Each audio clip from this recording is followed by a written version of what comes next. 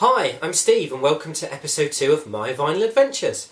As you can see, I haven't really got a proper setup yet. I'm not sure what's the best thing to do to store my records. At the moment I've got, and I have to stop saying in these videos. I've got a flight case, I've got several boxes as you probably saw in the first episode. There are a couple of options that I've been looking at. There are these sort of wooden cubes that you can get and they hold I think between about 50, 70, maybe even 100 records. They're about that big, about that high. You probably can't see that because about that big, about that high. And then you can sort of stack these. The other options would be to get a big kind of sideboard that I could then put my record player on and then have all the records underneath. I'm kind of struggling to find one that has got the right space for records. At the moment it's still sitting on the coffee table like that. Now, when I left you at the end of episode 1, I mentioned Kim Wilde. Before I talk about Kim Wilde, if you've got any suggestions about how to store vinyl, please do get in touch, because I've looked online.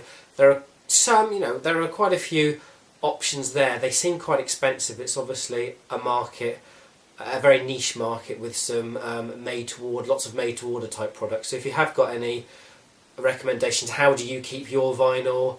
Maybe there are some boxes that have been made somewhere which are pretty good.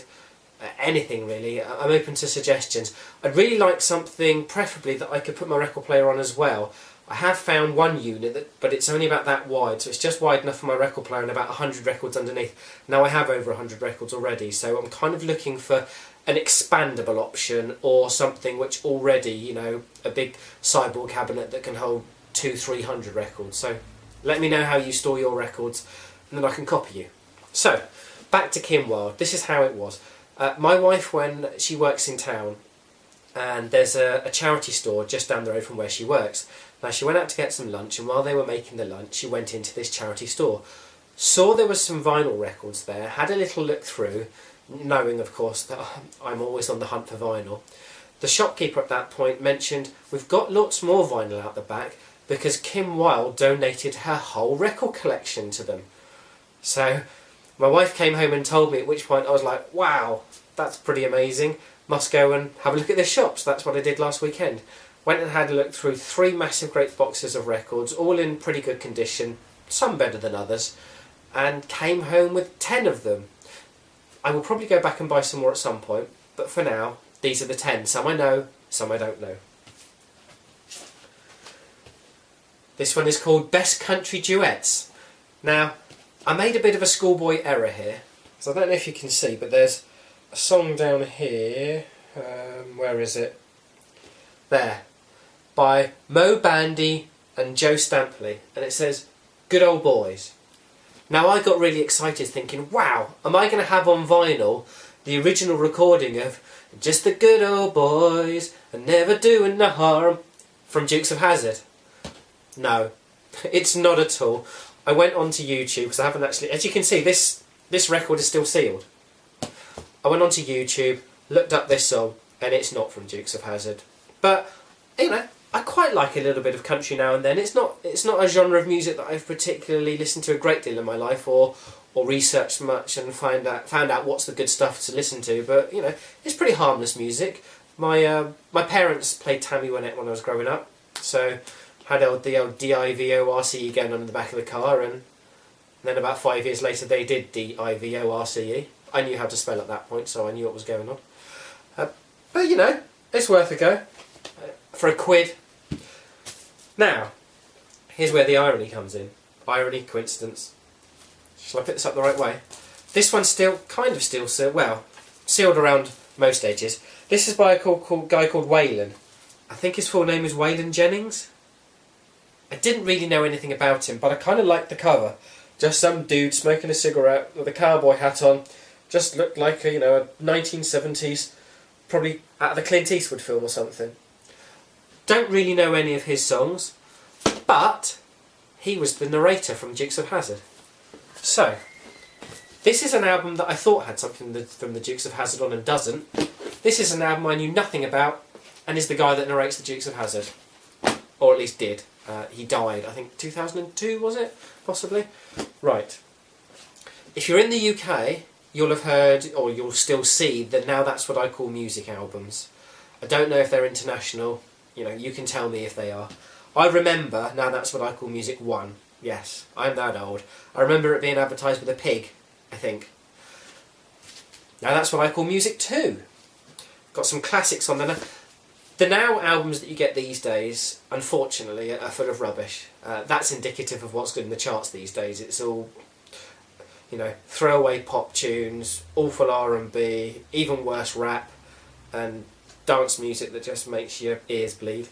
So, this, Now That's What I Call Music 2, has David Bowie, Rolling Stones, Slade, Big Country, Paul McCartney. You don't get popular chart records like that these days. It also has the great Nina singing 99 Red Balloons. You know the one? 99 Red Balloons. Anyway, I always remember around the time because there was a German version and an English version, because I think she was German. And she did two completely different versions, and I'm pretty sure it got to #1 in the UK and in Germany. But that's quite fun. Starts off with Queen's Radio Gaga, which used to be a favourite of mine when I was a kid. So, a nice 2-album gatefold set for the grand total of £1. And keeping with the Now That's What I Call Music, number 9. Unfortunately, this has a big piece missing there. I can only guess that maybe that's where the price sticker was. And now this feels weird, when Kim was taking the sticker off, a lot of the label came off, a lot of the cover came off as well. The reason I went for this one, apart from, these are quite fun. As I say, back in the day, the Now records used to be a lot better than they are now, probably because the music that gets in the charts was a lot better than is now.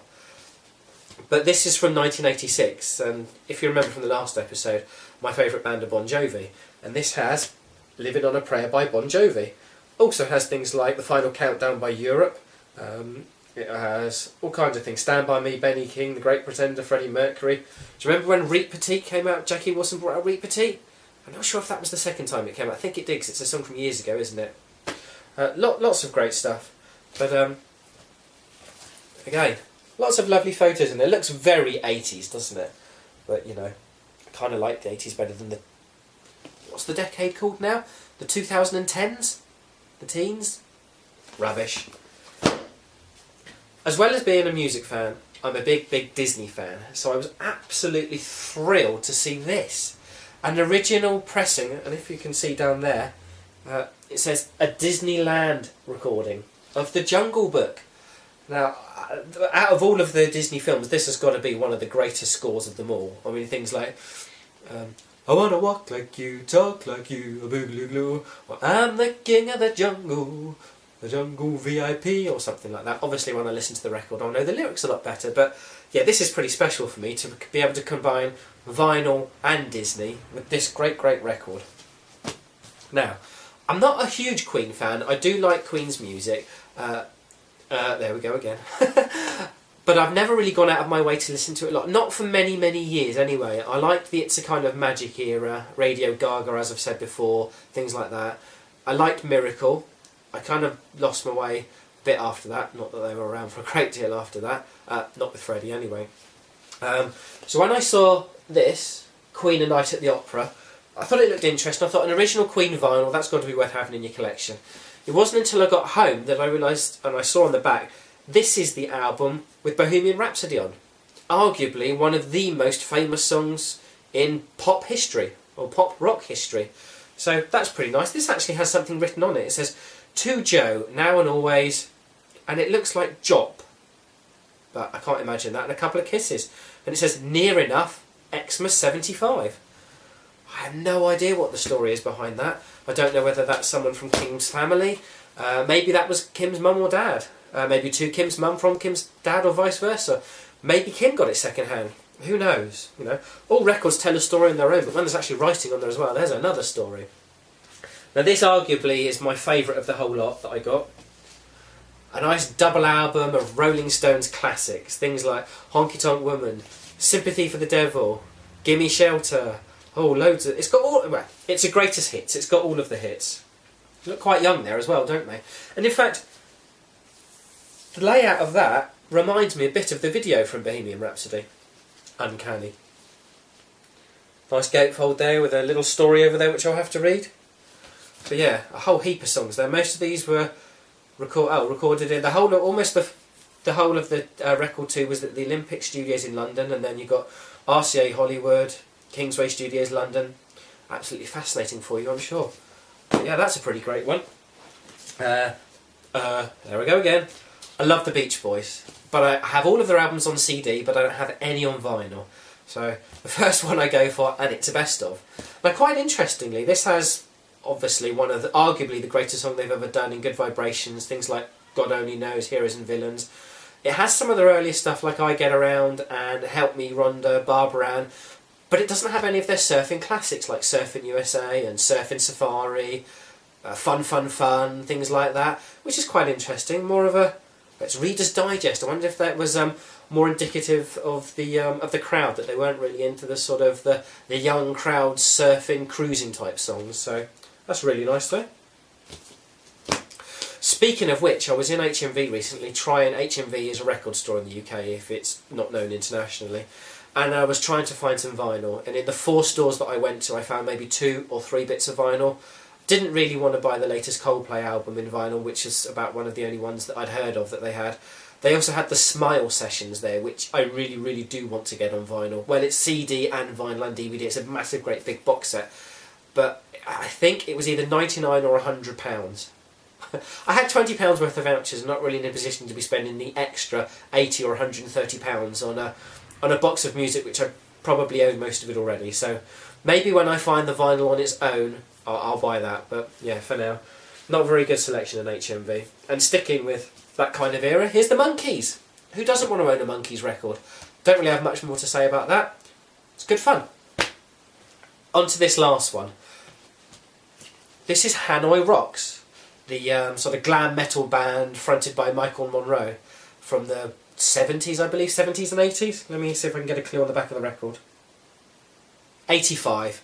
That was the year that I started Big School. Anyway, this has a personal message. It says, "To Kim Wilde, yours faithfully." Now, I can't work out who it's from. It looks like it's Anne Vanasson or something like that. Or Vasanon. Not one of the members of Hanoi Rocks, I don't think. Not one of the many members of Hanoi Rocks, because they've gone through a few line-up changes over the years. Now this has actually got sellotape over it, so let's break this open and see what's inside. I'm thinking it's just the 2 records. It is. But I wonder if this has been sellotaped up and never actually listened to. Well, there's a bit of hair and a bit of dust. But otherwise, those records do look unplayed. So it could well be. I wonder if this Anne woman that's personally messaged this to Kim was maybe a manager, a tour manager, or maybe probably someone from publicity, a PR lady that's given this to Kim. Maybe she requested it. From the sellotape over the side and the condition of the records, I don't think she ever played it. Funnily enough, I don't see Kim Wilde as a Hanoi Rocks fan, but you never know. So that was the collection of records that I got from Kim Wilde's collection that she very nicely gave away to charity. As I said, I'm going to go and have a look through, see if there's any more interesting stuff. There are a few more records that I'm interested in buying. I have one. I don't know if you know of the website Discogs. You can go there and you can fill in your own catalogue of records, but you can also buy and sell records. And there's a couple that I've got in my basket there that I'm just ready to press buy on. One of them is Face Dances by The Who, then that was recommended to me by Sean, who commented on my last video. Thanks for watching and commenting, Sean. Sean's from New Jersey and he's got his own YouTube channel with a whole stack of videos all about vinyl collecting and the records that he's bought. One of his latest videos is all about the Amy Winehouse vinyls that he's got, so go check that out. But when I had a look, because I've got a few Who records, and when I looked up Face Dances, one of the reporters, I think from Boston, had said that it was probably the best album they've done since Quadrophenia, which is high praise indeed. So yeah, I have that in my basket. I have the Phantom Menace original score double LP. I'm a huge Star Wars fan. I love the music of Star Wars. I like Phantom Menace. Leave the arguments behind on the actual film. The music itself is stunning. And I think to own the Duel of Fates on vinyl would be absolutely spectacular. So yeah, I have that ready to buy. So we'll see. Maybe the next time that I'm on this video doing another video, there'll be another load of records. If not, I'll probably delve into there and show you some of the weird and wonderful picture discs and rare editions and special editions that I've got there. So, for now, I've been Steve, and this has been the second episode of My Vinyl Adventures. Thank you very much for watching and listening. Bye!